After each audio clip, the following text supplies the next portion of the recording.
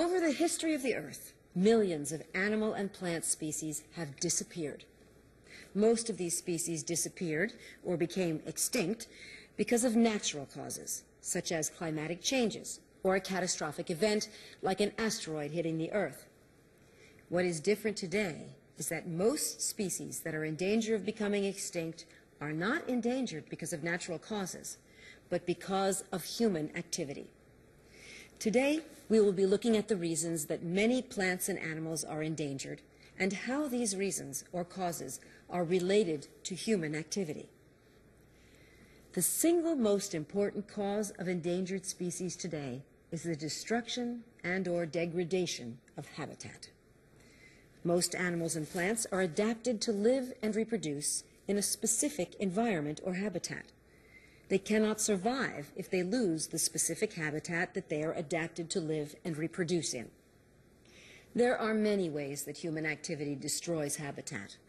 For example, forests, grasslands, and deserts, which provide habitat to many plants and animals, are cleared in order to develop residential areas for people to live in and industrial areas for people to work in. Land is also cleared to prepare it for farmers to grow crops on. Swamps and marshes, which provide habitat to many animals and plant species, are often drained and filled in, also to provide land for development or agriculture. In addition, rivers are sometimes dammed in order to provide people with electrical power. All of these human activities, such as clearing forests, grasslands, and deserts, draining swamps and marshes, and damming rivers, result in the destruction of habitat that many plants and animals need to live and reproduce in. Closely related to the destruction of habitat is the degradation of habitat, which also endangers many species. Some examples of man-made causes that degrade habitat are oil spills, water pollution, and acid rain. You probably have seen pictures in newspapers or on TV of dead or dying marine animals and birds covered with oil after an oil tanker accident. Human beings also cause water pollution, which endangers the survival of many fish and marine animals. Acid rain, which results from people burning fossil fuels, also harms many species of fish and many species of trees. To sum up, some of the things related to human activity that result in the degradation of the environment are oil spills, water pollution, and acid rain. Illegal wildlife trade is the next major cause of endangered species. Although many governments have passed laws protecting endangered species, many animals are still illegally hunted.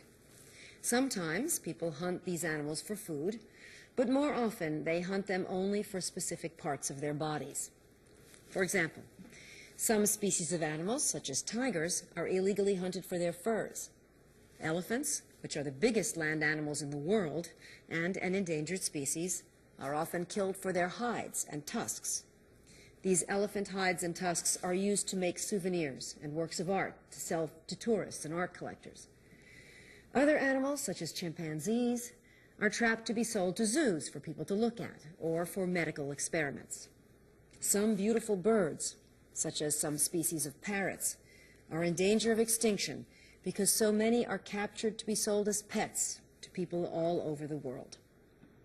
The third major cause that many species are endangered is overexploitation.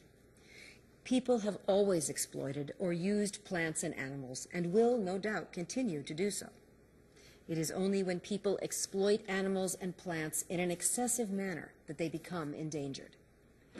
Some animals have already been hunted to extinction for food and sometimes for sport.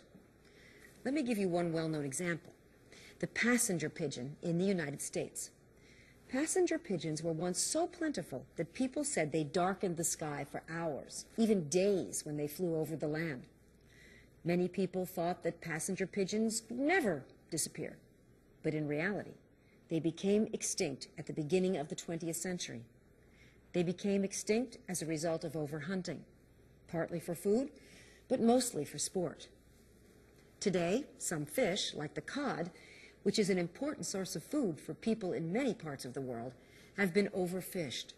As a result, cod are in danger of becoming extinct. At one time, cod like passenger pigeons, were very plentiful, and it seemed they could never be gone. And it's not just animal species like the codfish that are in danger of becoming extinct. According to a recent article in The New Scientist, the Brazil nut tree, a very important source of nuts for both animals and people, is endangered due to overharvesting of the nuts. Now, the fourth and final reason that some species today are endangered has to do with competition that is directly related to human activity. As you know, most animal and plant species have to compete with the other species in their habitat for food, water, and any other resource they both need.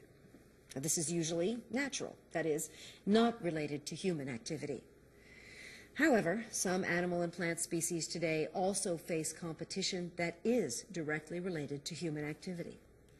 There are two kinds of competition that animal and plant species can face that is related to human activity. One has to do with domestic animals, and the other has to do with what is called introduced species. Let's discuss competition with domestic animals first. I'm sure you are all familiar with most domestic animals, such as cattle, horses, sheep, goats, and so forth. But did you know that these domestic animals can be a threat to wild, that is, non-domestic animals? The first reason is because these domestic animals compete for habitat with wild animals. And in addition, the people who own these domestic animals often hunt, trap, and poison wild animals in order to protect their livestock. The wolf is an example of an animal that is widely hunted to near extinction to protect domestic animals. Another serious threat to some species is competition with introduced species. That is, plants or animals that are introduced or brought by humans into a new habitat, either on purpose or by accident. Take, for example, the introduction of a species of rabbit into Australia. In the 19th century, Europeans purposely introduced a species of European rabbit into Australia so they could hunt them for sport. Unfortunately, this animal has caused great damage to the habitat of many native animals and plants of Australia. Another introduced species, the brown tree snake, was accidentally introduced into the island of Guam in the late 1940s. These snakes accidentally rode along on military cargo planes that landed there. Since that time, the brown tree snake has destroyed a large part of the bird population in Guam. Now, before I close, let me repeat the four major causes of endangered species today. Number one, the destruction and/or degradation of habitat. Number two, the illegal wildlife trade. Number three, overexploitation. And number four, competition with domestic and introduced species. Let me conclude by saying that the relationship of all living plants and animals is complex and interdependent. The destruction of one animal or plant species can threaten the survival of other species of animals and plants. Human beings are part of the natural world, and they might also one day become an endangered species themselves.